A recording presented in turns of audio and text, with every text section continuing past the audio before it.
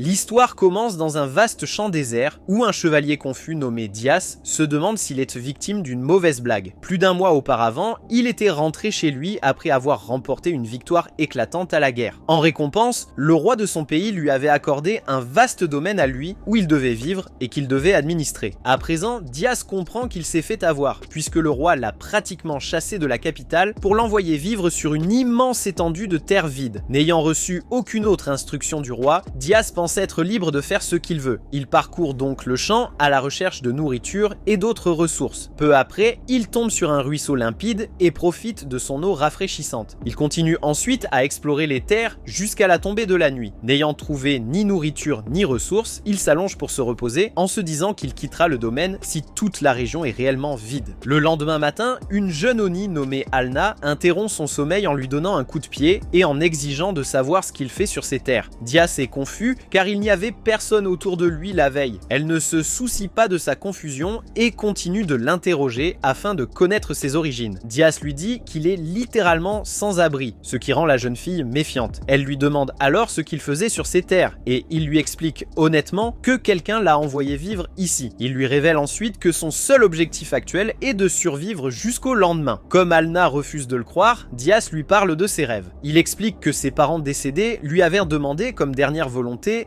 d'aider les autres et de protéger les faibles et qu'il en avait fait le but de sa vie. Bien qu'Alna s'attende à ce que Dias mente au sujet de cet objectif si noble, sa corne commence à briller d'une lumière bleue, ce qui l'oblige à le croire. A l'inverse, Dias est un homme au cœur pur et il ne comprend pas pourquoi la jeune fille le soupçonnait. Elle lui demande s'il est un ami ou un ennemi, mais il lui rappelle qu'il n'est ni l'un ni l'autre puisqu'ils viennent tout juste de se rencontrer. Pour une raison inconnue, les paroles pourtant raisonnables de Dias ne font que l'énerver davantage. Il se demande pourquoi elle est si frustrée, puis il se rappelle qu'elle vit sur son domaine, ce qui fait d'elle l'une de ses propres sujets. Pensant que la jeune fille teste sa sincérité envers ses sujets, il déclare sérieusement qu'il est son fidèle allié afin de la rassurer. Il promet de la protéger de ses ennemis, quels qu'ils soient, ce qui fait briller sa corne d'un éclat intense. Même la jeune fille est surprise par la force de la sincérité de Dias et elle l'entraîne soudainement quelque part. Peu après, ils entrent dans un village d'Onis. Dias se demande pourquoi il n'a pas pu trouver le village plus tôt, mais il n'a pas le temps de réagir, car la jeune fille le traîne jusqu'à la maison de sa chef. À l'intérieur, la chef est surprise qu'Alna ait amené un étranger, car elle est habituellement très prudente avec les inconnus. Alna lui explique que sa corne n'est jamais devenue rouge, et qu'elle a au contraire brillé d'un bleu éclatant lorsqu'il s'est déclaré son allié. En entendant cela, la chef demande à Dias s'il acceptera également de devenir son allié. Il accepte, affirmant qu'il est l'allié de tous ceux qui vivent dans le village. Cependant, lorsque Dias commence à expliquer que le roi l'a envoyé ici, Alna se lève furieusement et pointe une flèche sur lui. La chef l'arrête car elles n'ont pas encore entendu toute l'histoire de Dias. Toutefois, elle le fixe elle aussi d'un regard sévère et exige une explication complète. Il reste calme malgré la menace et explique que ses parents lui ont toujours dit d'aider les autres et de protéger les faibles. Comme ils sont morts très tôt, Dias s'est retrouvé orphelin. Il a rassemblé les autres orphelins de la ville afin qu'ils vivent ensemble et ils ont survécu en effectuant de petits travaux et en chassant de faibles monstres. En grandissant, une guerre a éclaté contre le pays voisin, alors il a mis ses talents de combattant au service du champ de bataille. Là-bas, il a démontré un talent naturel incroyable pour le combat, ce qui lui a permis de gravir rapidement les échelons. Après 20 années d'une guerre amère, Dias est revenu victorieux et le roi lui a accordé ce domaine vide en récompense. La chef hoche la tête, convaincue qu'il est sincère dans son désir de gouverner son domaine. Elle lui demande alors s'il resterait son allié même si elle et son peuple n'étaient pas des sujets de son royaume. Dias sourit et répond qu'il continuera à la protéger en tant que voisine. À ces mots, la corne de la chef brille elle aussi en bleu, alors Alna baisse son arc. Dias se demande pourquoi elle lui a posé une question aussi étrange, puis il comprend soudain quelque chose. La chef acquiesce, admettant qu'elle et son peuple ne sont pas ses sujets. En réalité, sa tribu est l'ennemi du royaume de Dias. Malgré leur situation, la chef pense que Dias peut devenir son allié car son aura est d'un bleu si pur. Avant qu'il ne décide quoi que ce soit, elle lui demande de l'écouter. Après s'être présentée sous le nom de Moll, elle explique que son peuple a été chassé des plaines il y a plus de 50 ans. Depuis lors, ils sont en guerre avec son royaume, tentant de récupérer leurs terres. Dias se demande comment ils peuvent vivre sans être détectés à l'intérieur du domaine du royaume, alors elle lui explique que son espèce peut utiliser la magie emmagasinée dans leurs cornes. Pour le lui démontrer, elle devient invisible grâce à un sort le laissant stupéfait. Elle révèle ensuite que son peuple peut facilement dissimuler tout son village avec la même magie. Diaz comprend enfin pourquoi il n'a pas pu détecter le village auparavant, mais il se demande pourquoi Moll lui révèle des informations aussi sensibles. La chef sourit en disant qu'elle ne lui aurait jamais fait confiance si sa corne n'avait pas brillé en bleu. Il s'avère que les Onis peuvent détecter les intentions des autres espèces grâce à leurs cornes. Si une personne n'a aucune mauvaise intention envers eux, leurs cornes restent incolores. Cependant, si elle a des intentions malveillantes, leurs cornes deviennent rouges pour les avertir. Parfois, une personne peut provoquer une lueur bleue, ce qui signifie qu'elle est bienveillante envers le peuple Oni. Malgré cela, si une personne aux bonnes intentions commence à avoir des pensées mauvaises, la corne teinte immédiatement le bleu de rouge. Comme Diaz n'a jamais provoqué la moindre nuance de rouge sur leur corne, elle pense qu'il est une personne totalement digne de confiance. En réalité, elle le considère comme un simple d'esprit, car il essaie encore d'honorer les dernières volontés de ses parents morts. Bien que Diaz soit confus, Moll lui propose de l'aider à gouverner son domaine, promettant de lui donner une maison, de la nourriture et du bétail pour commencer sa nouvelle vie. En échange, elle espère qu'il pourra garder son village secret aux yeux du roi. Diaz accepte son offre et promet de protéger son peuple tant qu'il ne menace pas son royaume. Moll est satisfaite de son attitude, alors elle ordonne à Alna de l'accompagner et de lui montrer les habitudes de leur village. Alna acquiesce d'abord, mais elle est ensuite choquée lorsqu'elle réalise ce qu'on vient de lui ordonner. Moll lui rappelle que c'est elle qui a amené Diaz en premier lieu, donc c'est à elle de s'occuper de lui. Bien qu'elle soit frustrée, Alna accepte. Après cela, elle sort avec Diaz et demande à quelques villageois de lui construire une maison. En seulement quelques heures, les villageois bâtissent efficacement une maison à structure en bois. Diaz est surpris par leur rapidité, alors Alna lui explique que son peuple ne peut pas toujours rester caché. C'est pour cette raison qu'ils construisent leur maison avec des structures légères afin de pouvoir les démonter facilement en cas d'urgence. Une fois la maison installée, Alna lui dit que la nourriture et le bétail lui seront envoyés plus tard. Elle lui propose aussi de l'aider avec le bétail par la suite, ce dont Diaz la remercie. Cependant, il se sent un peu inquiet concernant le nombre de sujets sur son territoire et lui demande si elle connaît un moyen d'augmenter leur population. Alna ne comprend pas pourquoi il veut davantage de sujets, surtout puisque la nourriture est limitée sur leurs terres vides. Elle lui demande comment il compte s'occuper d'une population grandissante, ce qui fait comprendre à Diaz son erreur. Elle lui donne alors un sac de poudre étrange, en expliquant qu'il s'agit d'un appât spécial capable d'attirer les animaux sauvages. Alna dit à Diaz de prendre cette poudre et de la répandre loin du village, puis elle lui explique qu'il pourra gagner plus d'argent pour chaque bête qu'il ramènera. Diaz, avec sa mentalité de gros bras, sourit en apprenant qu'il a enfin un travail qui demande des muscles plutôt que de la réflexion. Quelques minutes plus tard, après s'être suffisamment éloigné, il décide qu'il est enfin temps de commencer la chasse. Cependant, comme Alna ne lui a jamais dit quelle quantité de poudre utiliser, il répand tout le sac comme un idiot. Cela attire tout un troupeau de bovins sauvages, mais Diaz ne voit dans cette situation qu'un défi excitant. Il lève sa hache et accueille le troupeau, déchirant les bêtes comme si elles n'étaient les rien. Après avoir chassé la moitié du troupeau, le reste des animaux s'enfuit, laissant Diaz seul avec les cadavres de leurs malheureux congénères. Malheureusement, il se rappelle enfin qu'il doit aussi transporter les lourdes bêtes jusqu'à chez lui. Sans charrette pour les déplacer, il laisse les autres animaux derrière lui et n'en porte qu'un seul. Alors que Diaz rentre chez lui, il s'inquiète qu'Alna soit en colère contre lui, puisqu'elle s'agace facilement de ses absurdités. À sa grande surprise, elle est ravie de voir l'énorme bête, car la viande est une ressource rare dans son village. En voyant son air déçu, Alna lui demande ce qui ne va pas, alors il lui explique qu'il a dû laisser plus de 3 douzaines de bêtes derrière lui. En apprenant à quel point il est fort, elle est choquée et revoit immédiatement son opinion sur lui. Moll sort également et félicite Diaz pour sa démonstration de virilité. Alna est d'accord et part rapidement prévenir les villageois afin qu'ils puissent ramener le reste des bêtes. Diaz se demande ce que Moll entend par virilité, alors elle lui explique qu'il s'agit simplement de la capacité d'un homme à travailler. Plus un homme est capable de travailler et de gagner de l'argent, plus il est viril aux yeux des femmes de sa tribu. Après avoir appris cela, Diaz comprend pourquoi Alna semblait si contente de lui, mais il pense que l'apparence et la personnalité comptent également. Moll n'est pas d'accord, affirmant que ni l'apparence ni la personnalité ne mettent de nourriture sur la table. Diaz comprend son point de vue, il réalise que, pour une petite tribu, la nourriture et la survie sont les seules choses vraiment importantes, contrairement aux habitants du royaume. Puis Moll lui dit qu'il devra travailler encore un peu plus dur s'il veut épouser une beauté comme Alna. Il devient gêné et fait comme si ce n'était pas du tout son intention, ce qui pousse Moll à le taquiner encore davantage. Le lendemain, Diaz se réveille à cause de l'odeur d'un petit déjeuner fraîchement préparé dans sa chambre. Il découvre Alna en train de cuisiner pour lui avec un sourire bien plus soumis que celui qu'elle affichait auparavant. Après avoir mangé, il complimente sa cuisine, ce qui la fait rougir. En le regardant manger d'aussi près, Alna ne supporte plus la tension et décide de changer de sujet pour revenir à la chasse. Elle explique que sa tribu a encore besoin d'un puits pour avoir de l'eau ainsi que de toilettes extérieures pour accueillir des invités, ce qui aidera Dias à agrandir son domaine. Cependant, le village n'a pas assez d'argent pour payer l'artisan, alors Dias accepte de chasser pour eux. Alna lui demande de chasser quelques monstres, alors il y réfléchit. Même si la viande de monstres est toxique et immangeable, leurs matériaux rares se vendent à des prix incroyables. Dias accepte de chasser, se demandant si ces paisibles plaines abritent vraiment des monstres. Alna révèle qu'elle peut détecter les monstres grâce à sa corne magique, mais Dias refuse de la mettre en danger. Cependant, elle insiste pour l'accompagner, alors il accepte de l'emmener. Plus tard, alors que Dias s'occupe de son bétail, quelques hommes du village lui apportent de la nourriture et des couvertures. En ressentant le respect qu'ils lui portent, il comprend que ce village se soucie réellement des hommes capables de les protéger. À ce moment-là, Alna sort de sa cabane après s'être préparée pour le voyage. Dias remarque qu'elle s'est maquillée, tandis que les autres hommes deviennent jaloux de lui. Pendant ce temps, Alna sourit et lui dit que les autres hommes s'occuperont du bétail pendant qu'ils seront partis chasser. Tous les deux se mettent en route et après avoir atteint une colline rocheuse, Alna récite une incantation magique afin de repérer les monstres. Une étrange lumière bleue l'entoure, lui révélant l'emplacement d'un monstre proche. Dias acquiesce et dit à Alna de se cacher pendant qu'il chasse la créature, mais elle refuse. À la place, elle propose de l'aider en utilisant sa magie de dissimulation, alors il accepte de la laisser combattre. Peu après, il trouve le monstre qui ressemble à une tortue géante. Les yeux d'Alna s'écarquillant de choc car elle sait qu'il s'agit en réalité d'un dragon de terre. Cependant, Dias ne partage pas sa peur. Malgré ses avertissements, il bondit pour combattre et lui ordonne de rester en arrière. Lorsque le dragon le remarque, Dias saute sur son dos et frappe violemment sa carapace dure. L'impact ne laisse pas la moindre éraflure et casse plutôt la pointe de sa hache. Dias tente d'attaquer les points faibles du dragon, mais celui-ci se réfugie dans sa carapace pour se défendre. Alna lui suggère de fuir tant qu'il en a encore l'occasion, car un dragon de terre peut anéantir à lui seul toute une troupe d'hommes. Dias refuse de fuir, car il lui reste encore quelques tours dans son sac. Il décide de frapper le même endroit jusqu'à ce qu'il se fissure et commence à marteler le dos de la tortue. Après un long moment à frapper inutilement avec sa hache, la lame commence à se fissurer. Alna s'inquiète pour lui, mais Dias garde confiance en son arme. Comme sa hache est une arme spéciale ayant appartenu à un ancien shogun, elle possède la capacité de réparer les dégâts légers grâce à un sort de réparation. Cependant, Dias est seulement capable de la forcer à se réparer rapidement grâce à sa magie. Alors, il la répare sous les yeux choqués d'Alna. Il continue ensuite à frapper sans relâche le dos du dragon. Finalement, le miasme toxique émanant du dragon se condense dans la zone, et Alna commence à se sentir mal. Réalisant qu'elle est en danger, Dias accepte de partir après avoir porté un dernier coup. À sa surprise, son dernier coup traverse réellement la carapace du dragon. Furieuse, la créature sort de sa carapace et lui lance une boule de feu. Dias esquive la boule de feu et frappe les pattes vulnérables du dragon. Alors qu'il se prépare à attaquer, il réalise que le dragon a repéré Alna. Sachant qu'il n'est pas de taille face à Dias, le monstre rusé décide de la prendre pour cible à la place. Furieux de son audace, Dias saute dans les airs et s'abat violemment sur le dragon, lui transperçant la colonne vertébrale et le tuant. Alna se met immédiatement à pleurer devant sa démonstration de courage et se précipite dans ses bras. Avant même que Dias puisse comprendre son étreinte, elle déclare aussitôt qu'ils vont se marier. Dias retourne au village peu de temps après, et avec l'aide de plusieurs villageois Oni, il traîne l'immense corps du dragon de terre à travers le village. Les villageois annoncent fièrement que Dias a vaincu le dragon de terre entièrement seul, et tous ceux qui les entourent se mettent à l'acclamer et à le féliciter pour un exploit aussi incroyable. Une fois le corps du dragon enfin déposé en toute sécurité, Dias observe silencieusement les villageois en train de célébrer. Cependant, il ne peut s'empêcher de se demander pourquoi tout le monde est aussi enthousiaste, car il ne considère pas la défaite du dragon de terre comme quelque chose d'extraordinaire. Moll s'approche alors de Dias et lui dit qu'elle n'arrive toujours pas à croire qu'il ait réussi à vaincre le dragon de terre à lui tout seul. Dias hausse simplement les épaules et affirme que ce n'était vraiment rien de spécial. Plutôt que de réclamer un trésor ou des éloges, il dit qu'il préférerait qu'un véritable puits et des latrines soient construits grâce à la valeur du dragon de terre. Moll sourit et lui répond que cela ne posera aucun problème, car une seule patte du dragon de terre vaut déjà suffisamment cher pour financer plusieurs puits à elle seule. En entendant cela, Dias comprend enfin à quel point le dragon de terre est incroyablement précieux. Moll lui explique ensuite qu'il prévoit de rendre à Dias une grande partie des matériaux précieux du dragon, puisqu'il est celui qui l'a vaincu. En plus de cela, ils construiront les installations supplémentaires qu'il a demandées et lui offriront offriront plusieurs autres cadeaux afin de le récompenser pour tout ce qu'il a accompli. Cependant, l'expression de Diaz se durcit lorsque Moll lui rappelle de conserver une partie de la récompense pour le cadeau de mariage d'Alna. Elle affirme que les parents d'Alna seraient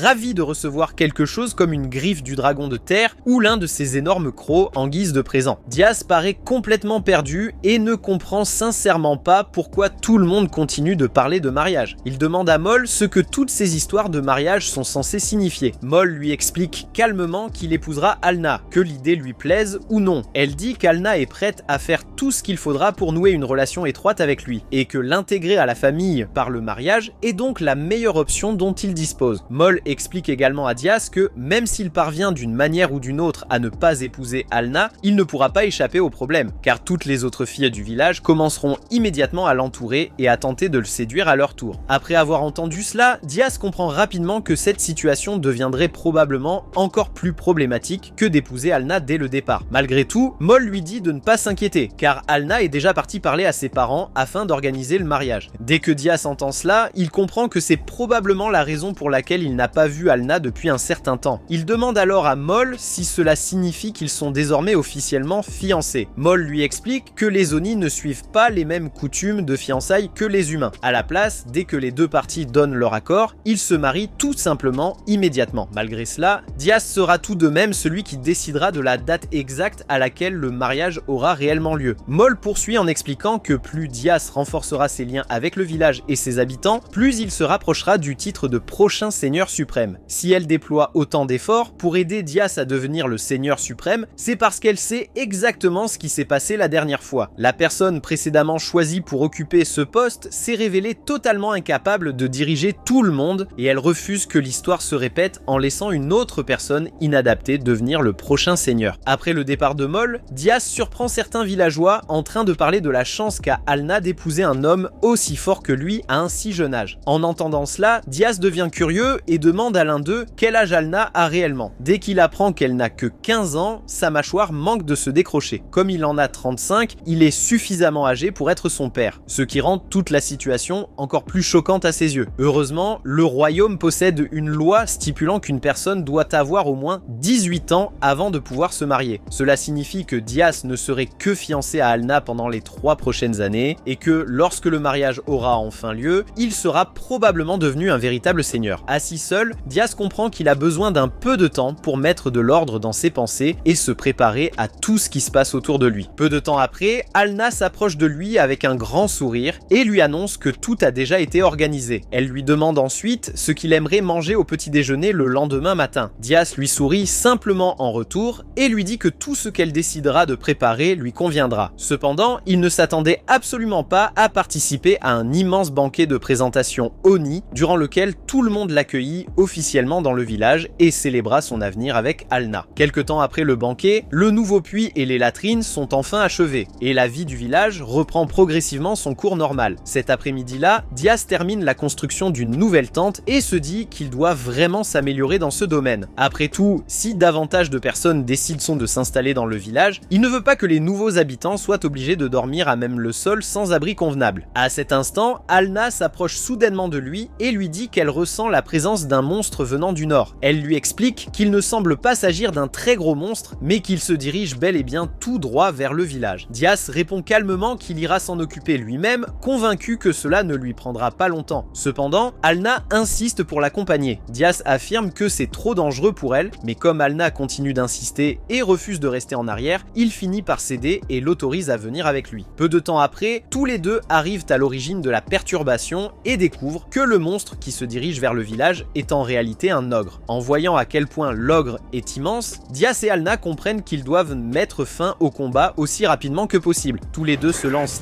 immédiatement dans la bataille et Diaz est surpris de voir à quel point Alna est agile et talentueuse avec un arc. Elle se déplace facilement sur le champ de bataille tout en décochant des flèches d'une grande précision et en travaillant ensemble, ils parviennent à abattre l'ogre sans trop de difficultés. Cependant, le sang de l'ogre dégage une odeur absolument atroce. Après le combat, Alna fronce le nez et ordonne à Diaz d'aller se laver correctement car elle refuse de le laisser entrer dans la maison tant qu'il sentira aussi mauvais. Diaz n'a donc pas d'autre choix que de se nettoyer avant de rentrer. Le lendemain, Diaz est perdu dans ses pensées en se rappelant à quel point la journée précédente s'est s'est révélée décevante. Au lieu de rencontrer de nouvelles personnes susceptibles de devenir des habitants du village, ils ont simplement fini par affronter un autre monstre dangereux. C'est alors qu'Alna accourt soudainement vers lui et annonce avec enthousiasme qu'ils sont enceintes et qu'ils vont avoir des petits. Il s'avère cependant qu'elle parlait en réalité de Françoise, qui était enfin tombée enceinte après avoir attendu pendant très longtemps. Alna rappelle ensuite à Diaz que les bars sont des créatures extrêmement intelligentes, mais que cette intelligence s'accompagne d'une faiblesse. Ils sont beaucoup plus sensibles à la peur et au stress émotionnel que la plupart des autres races, et ce problème s'aggrave encore davantage pendant la grossesse. La pression devient parfois si accablante qu'elle peut même leur coûter la vie. Pour cette raison, Alna suggère à Diaz de rester quelque temps près de Françoise et Francis afin qu'ils puissent se sentir en sécurité et soutenus. Pour le moment, ils vivront donc tous ensemble dans la même yourte. Alna suppose que Diaz n'appréciera probablement pas cet arrangement, car les bars dégagent une odeur particulièrement forte pendant la grossesse. À sa grande surprise, Diaz ne s'en soucie absolument pas et accepte sans se plaindre. Sa réaction soulage Alna, car elle lui montre à quel point il est réellement attentionné et prévenant. Un instant plus tard, la corne d'Alna se met soudainement à briller, signe que des monstres, ou du moins des visiteurs inconnus, se trouvent à proximité. Elle explique rapidement qu'elle sent 10 chevaux approcher depuis l'est. Diaz comprend qu'il s'agit de la même direction que la capitale royale, mais comme il n'attend aucune visite, la situation lui paraît suspecte. Diaz décide d'aller enquêter pendant qu'Alna reste en arrière pour surveiller le village. Il traverse rapidement les plaines ouvertes et repère bientôt le groupe de voyageurs. Au début, il se prépare au cas où ils seraient des ennemis, mais son attitude change dès qu'il reconnaît parmi eux son vieil ami Klaus. Il le salue immédiatement d'une poignée de main amicale et lui demande ce qu'il fait aussi loin d'ici. Klaus lui explique que la dame qui voyage avec eux est celle qui est venue rencontrer Diaz. Diaz n'a aucune idée de qui elle est censée être, mais il décide de ramener le groupe jusqu'à sa tente afin qu'ils puissent discuter en privé. Une fois sur place, il comprend qu'il a eu raison de dissimuler tout ce qui se trouve autour, à l'exception de la yourte qu'il a construite. Il a promis de garder le village des Oni secrets et révéler leur existence à des étrangers aurait créé beaucoup de problèmes inutiles. Une fois tout le monde installé, la jeune femme finit par se présenter comme Diane, la troisième princesse du royaume. Elle demande poliment à Diaz si son manoir est toujours en construction, car elle n'a aperçu ni serviteur, ni le moindre signe d'une propriété appartenant à un noble dans les environs. Diaz lui explique simplement qu'il ne possède aucun manoir et qu'aucun serviteur ne travaille pour lui. La seule demeure qu'il possède est la yourte qui se tient devant eux, et même si elle ne semble pas particulièrement impressionnante, il a consacré énormément de temps à la construire de ses propres mains. Diane est surprise d'apprendre que Diaz a bâti tout ce qui l'entoure lui-même, surtout parce que le roi lui avait soi-disant accordé une immense récompense ainsi qu'une somme d'argent encore plus importante pour l'aider à s'installer. À sa grande surprise, Diaz lui révèle qu'il n'a jamais reçu la moindre pièce de la part du roi. Au lieu de cela, il a simplement été abandonné au milieu de nulle part sans même recevoir de nourriture ni d'eau pour survivre. Mettant cela de côté, Diaz demande à Diane ce qui l'a conduite jusqu'à un endroit aussi isolé. Diane lui explique qu'une guerre est sur le point d'éclater autour de la capitale royale et qu'ils sont venus demander son aide, car le peuple le considère désormais comme le sauveur héroïque du royaume. En guise de récompense pour son aide, elle lui propose même de l'épouser elle-même. Cependant, Diaz n'a absolument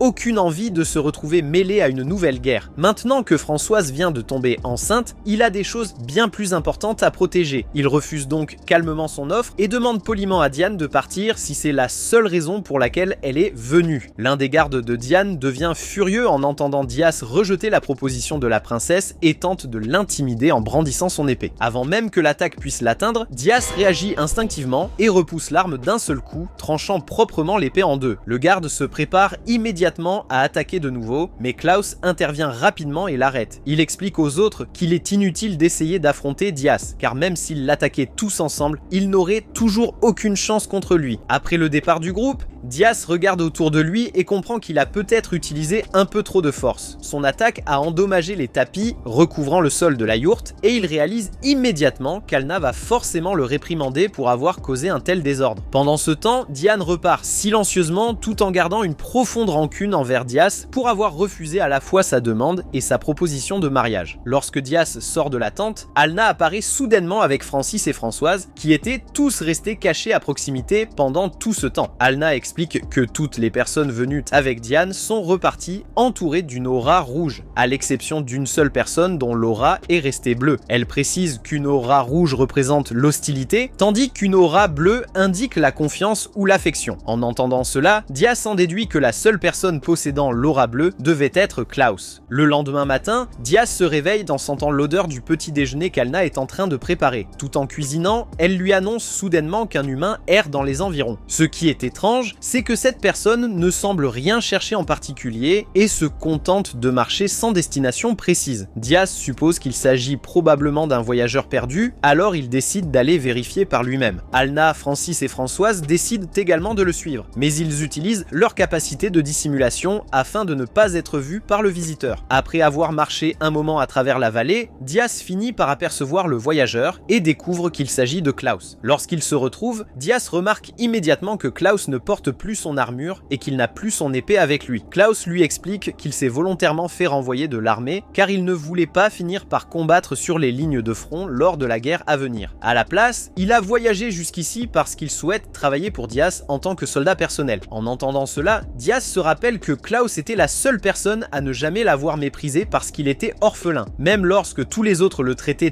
différemment, Klaus lui témoignait toujours du respect. Diaz reconnaît qu'avoir une personne comme Klaus à ses côtés serait rassurant, mais avant de prendre une décision, il estime qu'il devrait demander à Alna ce qu'elle en pense. L'instant suivant, Alna apparaît soudainement de nulle part, prenant Klaus complètement par surprise. Elle dit à Diaz qu'il n'a aucune raison de s'inquiéter, car Klaus a conservé une aura bleue depuis le début, ce qui prouve qu'il n'a aucune intention hostile. Klaus commence immédiatement à bombarder Diaz de questions pour savoir d'où Alna est sortie et comment elle a pu apparaître de nulle part. Cela fait maintenant 10 jours que Klaus a décidé de laisser son ancienne vie derrière lui et d'en commencer une nouvelle aux côtés de Diaz. Pendant ce temps, Diaz l'a gentiment aidé à construire sa propre yourte afin qu'il dispose d'un véritable endroit où vivre. Il lui a également offert une lance ainsi qu'une armure complète fabriquée à partir des matériaux du dragon de terre qu'il avait vaincu. Klaus sait que ces cadeaux sont d'une valeur incroyable, au point que même les membres de la famille royale auraient du mal à se les procurer. En raison de tout ce que Diaz a fait pour lui, Klaus se promet de ne jamais trahir la confiance qu'il a placée en lui. Plus tard dans la journée, Alna prépare le déjeuner et sert à tout le monde un repas bien chaud. En mangeant, Klaus est sincèrement impressionné par la saveur des plats. Il félicite Alna pour sa cuisine et lui dit qu'elle ferait une excellente épouse pour Diaz. En entendant un compliment aussi sincère, Alna sourit et lui répond joyeusement qu'il peut se resservir s'il le souhaite. Alors qu'il continue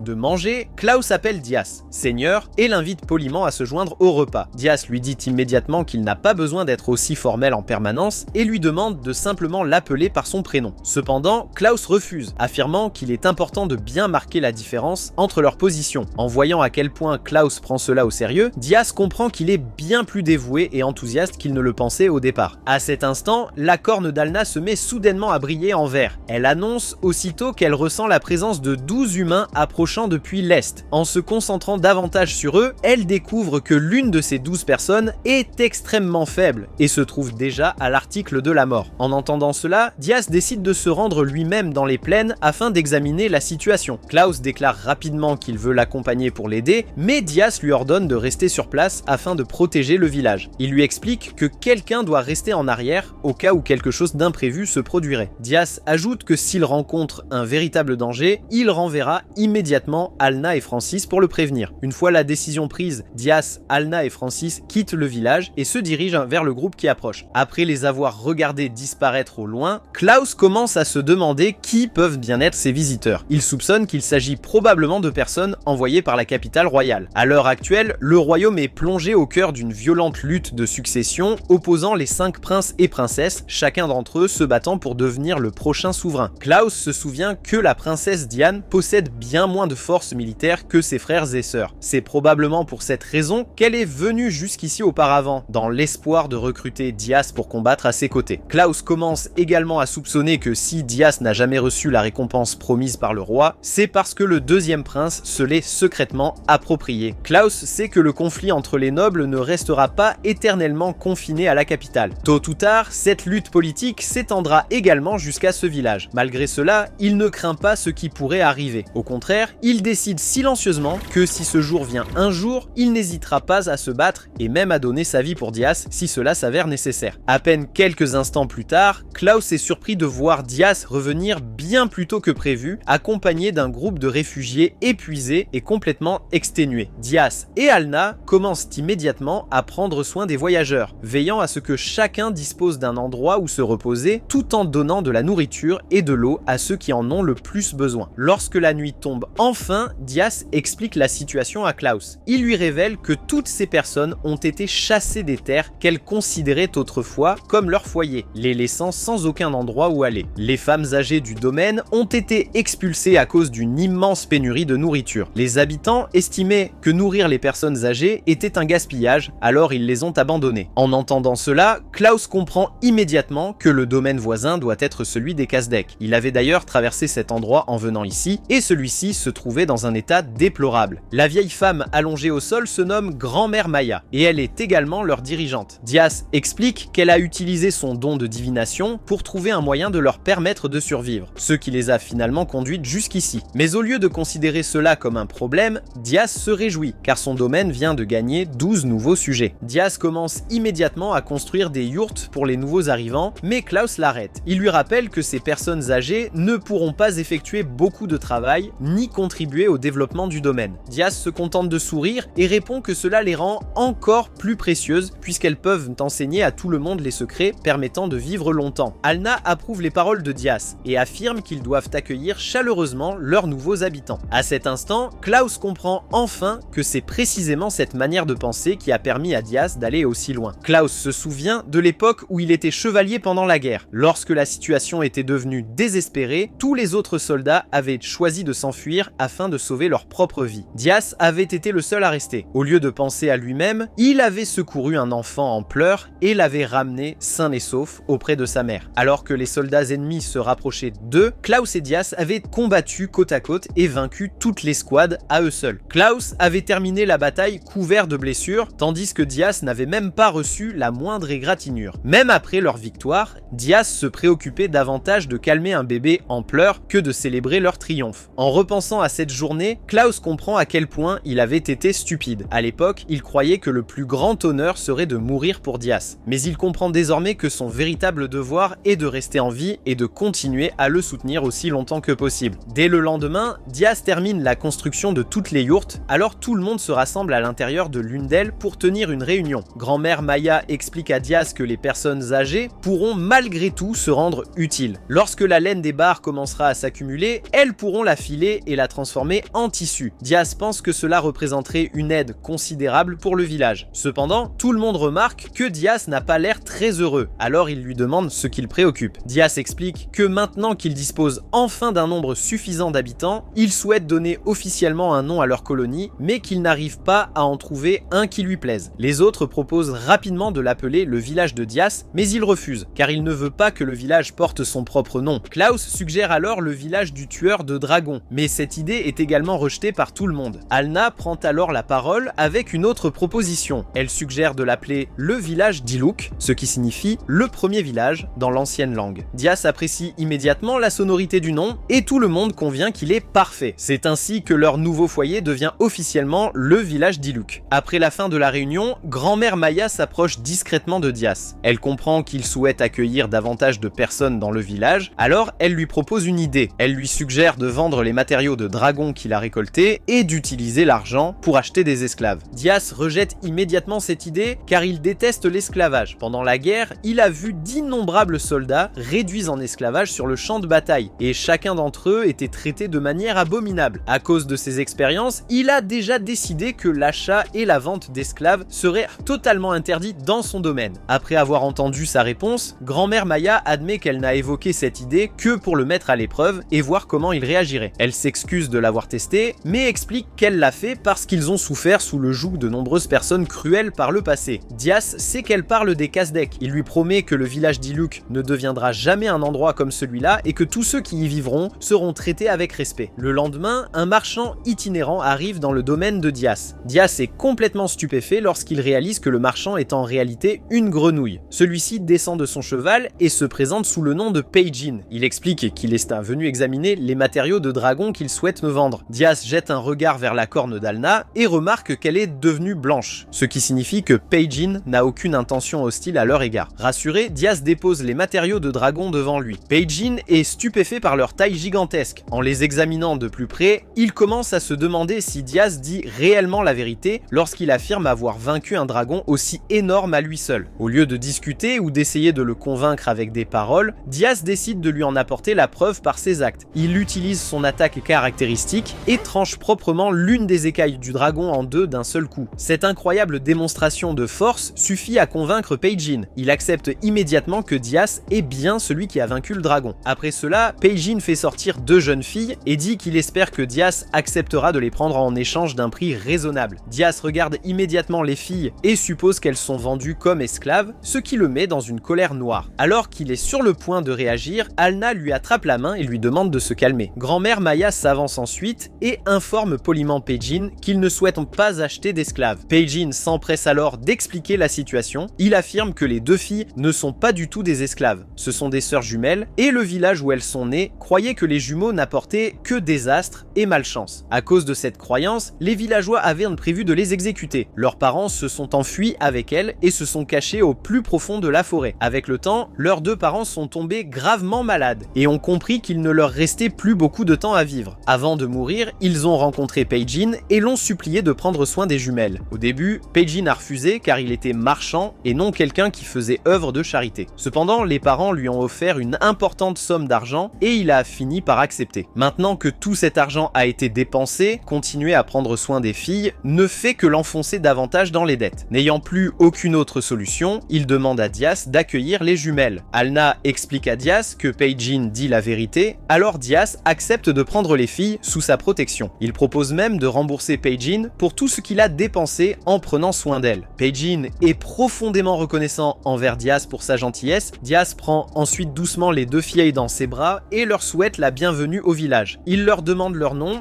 et elles se présentent timidement comme Senai et Ayan. Diaz sourit et leur dit qu'elles portent toutes les deux de très beaux noms. Il leur demande ensuite d'aller prendre un bain avec Alna afin de se nettoyer avant le dîner. Après le départ des filles, Klaus admet qu'il est surpris de voir à quel point Diaz s'entend naturellement bien avec les enfants. Diaz lui explique que lorsqu'il était plus jeune, il jouait le rôle de grand frère et de figure paternelle auprès des autres orphelins. S'occuper d'enfants lui vient donc naturellement. Au coucher du soleil, Senai et Ayan reviennent après leur bain et Diaz remarque à quel point elles ont l'air propres et reposées. Au même moment, grand-mère Maya comprend que les jumelles ne sont pas entièrement humaines. Malgré cela, elle estime qu'elles s'intégreront parfaitement parmi tous les habitants du village d'Iluk. Un peu plus tard, Alna s'approche des jumelles et leur explique que leur nom possède un lien profond avec la lune dans l'ancienne langue. Pour cette raison, elle offre à chacune d'elles un joyau Ai, affirmant que le pouvoir de la lune est censé résider à l'intérieur de ces pierres. En entendant ces paroles, Senai et Ayan se souviennent de leurs parents. Ce souvenir suffit à les faire toutes les deux éclater en sanglots. Diaz et Alna prennent immédiatement les filles dans leurs bras et les réconfortent, leur disant qu'elles n'ont désormais plus besoin de s'inquiéter car elles sont enfin en sécurité.